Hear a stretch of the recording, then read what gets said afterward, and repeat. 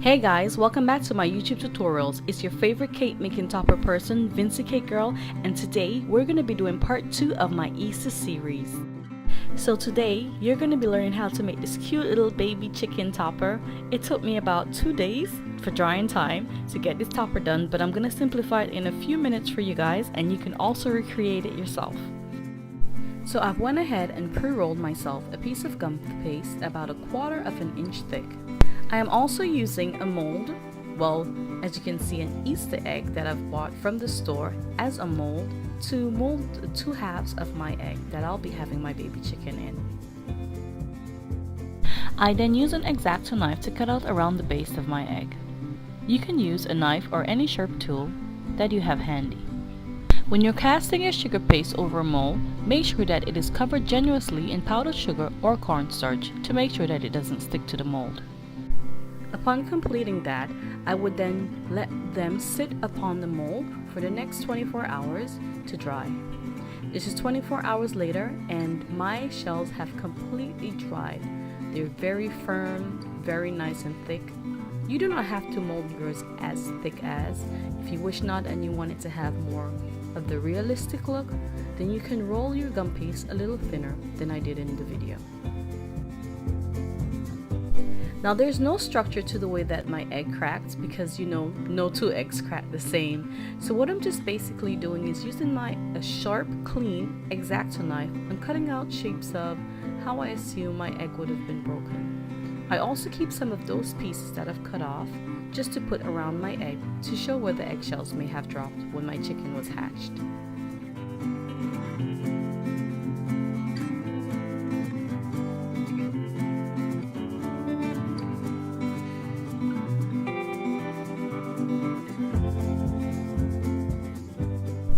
Just a little tip.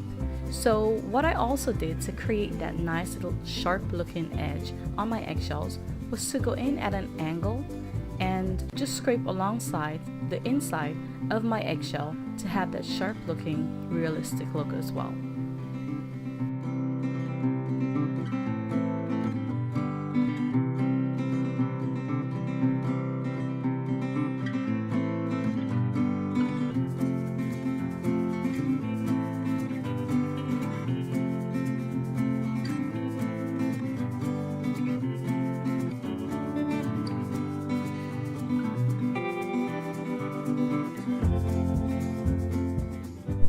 I've also reshaped some of the pieces of the eggshells that I may have cut out just so that they look more clean and sharp, and as you can see here, cutting at an angle so that I have that nice crisp end at the end of my eggshells.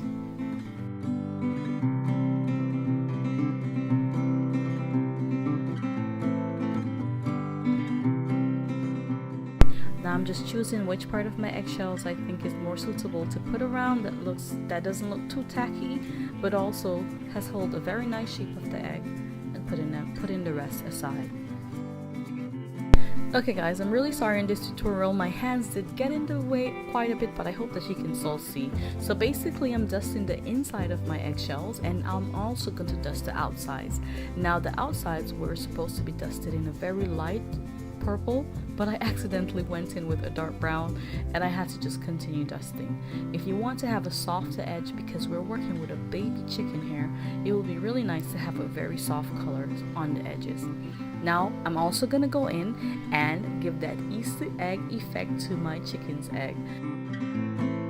Now I'm just giving my eggshells a little splash to bring out that Easter vibe and that feeling. So what I did was just dip my paintbrush into some liquid food coloring that we put in our cakes, and I used my finger and pulled the bristles of my paintbrushes backwards just to splash onto the outside of my eggshells. So I've created like a little bird's nest for my chicken's egg because I could not get it to sit still on my countertop, and it was quite annoying. So I went in and I used some paper towel and a very nice saucer, small one, just to rest my eggshell on, the base that I'm going to be putting my baby chicken in. And then I started shaping my chicken to make sure that I have a good teardrop size to put inside of the eggs. It's pretty simple guys. And then I made the indentations where the side of the legs for the chicken would be. Right now I'm just doing a little tail for the chicken This was not necessary considering that the entire butt was in the eggshell, but just, you know, for the sake of doing it.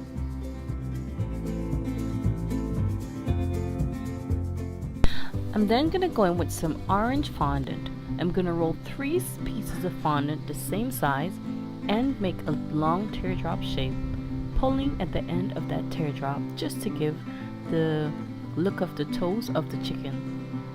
Guys, just like I did in the previous video, I'm gonna make the chicken feet a little bit bigger than realistically, because I think that it adds a cute factor to my character, especially considering that it's a freshly hatched chicken.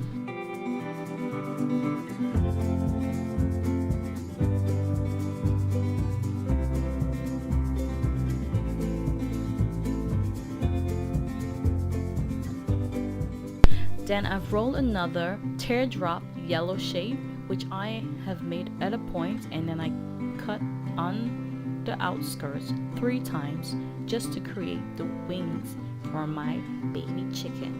Flappy, flappy.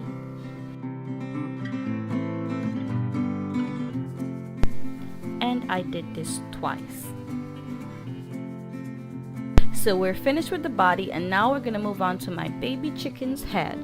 I'm starting with a round piece of fondant and making an indentation where the beak is gonna be from the eyes. And of course, you know, I like working with very simple tools, so I used the back of my paintbrush, and I also used my hands just to smooth out that area. I went in with a little tool and I created the indentation where my chicken eyes are gonna be, creating like an oval-like shape, and then I just smooth that out with my fingertips. If your fingertips are not as small as mine, you can go in with a paintbrush. Guys, I'm really sorry I skipped the step for my beak and the hair. I thought I was recording, but I clearly wasn't. However, it's pretty simple. Just make a little triangular shape and pull a little point to that.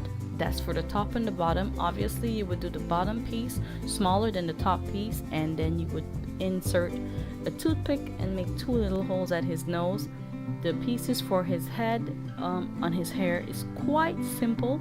You're just gonna go in with a few strands of hair, about 5 pieces, different sizes, just to create that scruffy look on the top. Now, as you saw previously, I have inserted his eyes, the white of his eyes, and then I'm also inserting the blue in his eyes. I used a little bit too much water, so I had to go back in and wipe off some of that water. My hands are getting in the way again, and I'm really sorry about that, guys. So what I'm doing now is placing the pupils in his eyes, the black parts, and then I'm gonna be going in with a little bit of white just to add that shine to his eyes, making it look a lot more lifelike. I rolled 2 sausage-like shapes, very thin, in my palm, and then I placed those over his eyes, and those would be his eyelashes. Of course, you know I have to come in at the sides and add in those little flicks at the side just to add that cute factor, guys. All these things add cute factors to your characters. Don't overdo it, because if I had gone in and I've put in 6 to 8 pieces of lashes, then that would have been too much. 2 to 3 is perfect. Keep it simple. If you're not really good at making characters, the simpler, the better.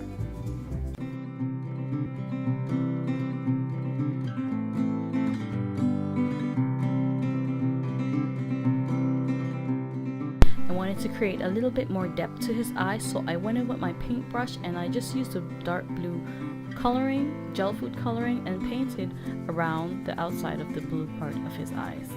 Inserted the white, the twinkle in his eyes, and put his head on top, and there we have it.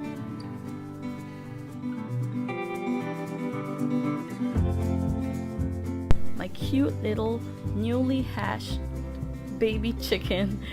It's quite big for a baby chicken, but I think it's pretty cute. I went in, of course, guys, dusting is always your finish. I went in with the lemon yellow, and then I went in with a darker egg yellow just to make a little bit more of a depth in certain areas. You don't have to dust too much or get overworked like I did and carried away dusting. You can keep your dusting very basic just by putting on some highlights on the cheeks and a little bit of pink dust to show some blush. And that's it, guys. Thank you so much for watching my YouTube tutorials. I am so happy that we're almost at 200 subscribers, guys. Thank you for the support. Remember, if you haven't subscribed us yet, press that subscribe button and the notification bell